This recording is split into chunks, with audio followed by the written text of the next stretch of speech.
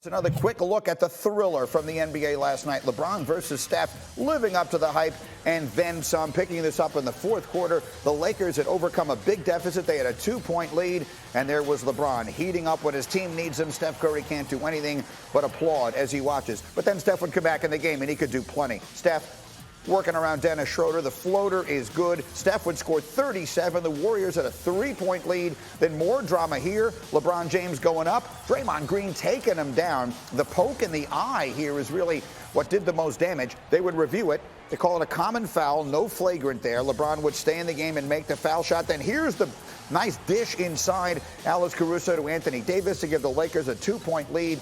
And then 30 seconds left in a tie game. LeBron James, shot clock winding down.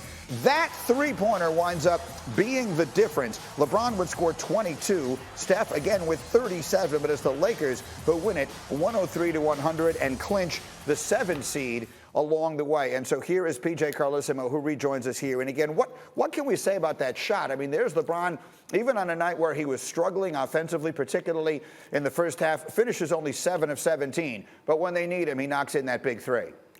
No surprise, and you could see it. It was a great exchange between Steph and him because the respect is obvious, but they literally expect each other to do things like this. I mean, he shouldn't have been expecting the ball. KCP was in there, but there was well defended, nothing to do. I'm watching the game trying to figure out whether he's on the E or the R in Staples Center. He's closer to half court than he is the three-point line. Nothing but net. And it was really funny hearing him talk to Rachel Greeny. He said he saw 3 baskets up there, so he shot for the middle one. He may very well be telling the truth, but that's what LeBron James, that's what Steph Curry does. That's why they are who they are. That's after the poke in the eye. But again, you mentioned Steph. It was the 2 biggest stars in the NBA on display last night. And again, Steph, who is going to get a lot of consideration for MVP this year. Again, his numbers spectacular. 37 points on just 23 shots. He was 6 of 9 from 3.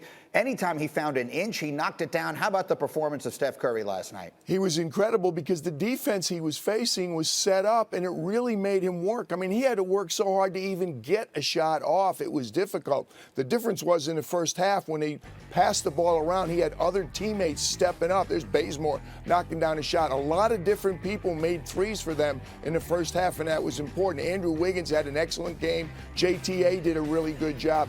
But Steph had to work so hard to even get a look.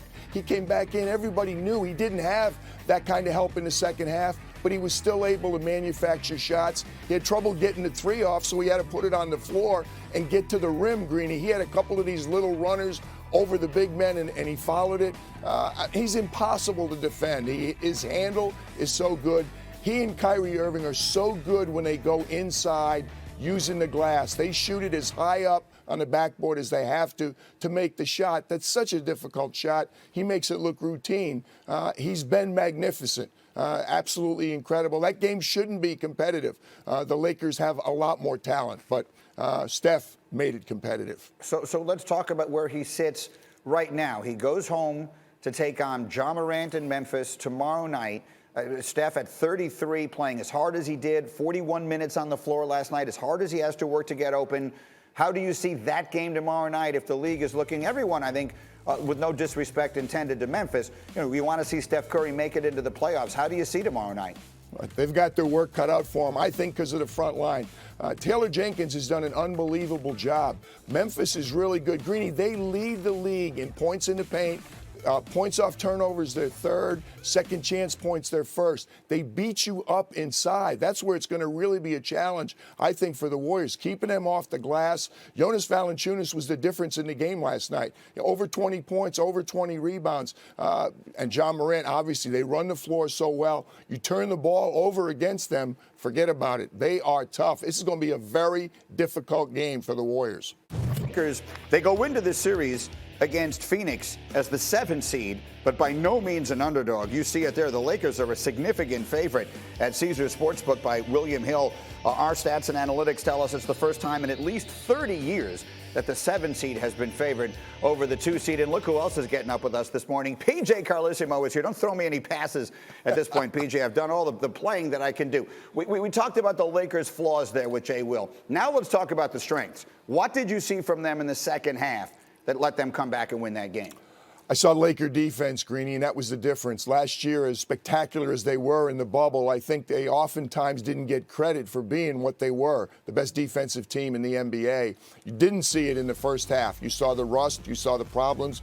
Jay Will talked about you had two players, but watch what they did in the second half. They turned the Golden State Warriors over. That was part of it, but what they did after the turnovers was more important. They got a turnover, and they made them pay on the other end. They got their hands on so many passes. They were active.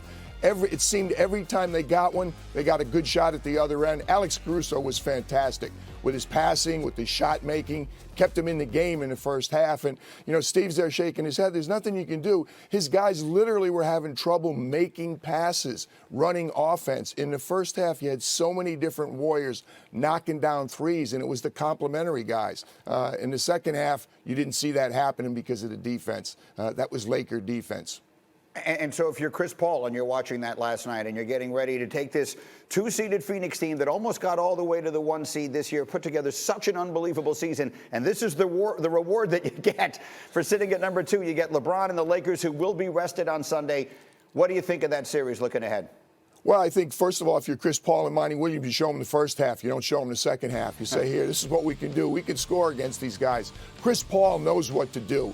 Jay Will referenced they're going to be running pick and roll. There's no question about that. Devin Booker's going to be able to create some shots, as Steph did also. But it's the youth of that team overall versus the experience the Lakers have. The problem to me is I still saw a lot of rust. LeBron was out for a while. AD was out for a while. That was very evident. The perimeter shots were not there. In the second half, what did they do? They took it inside. They had dunks. They had layups. They attacked the rim. Dennis Schroeder showed the fact that he didn't play for a while. We saw all that rust. Last year, the other people that were playing for the Lakers contributed. That supporting cast has got to step up. Thank you for watching ESPN on YouTube. For live streaming sports and premium content, subscribe to ESPN+.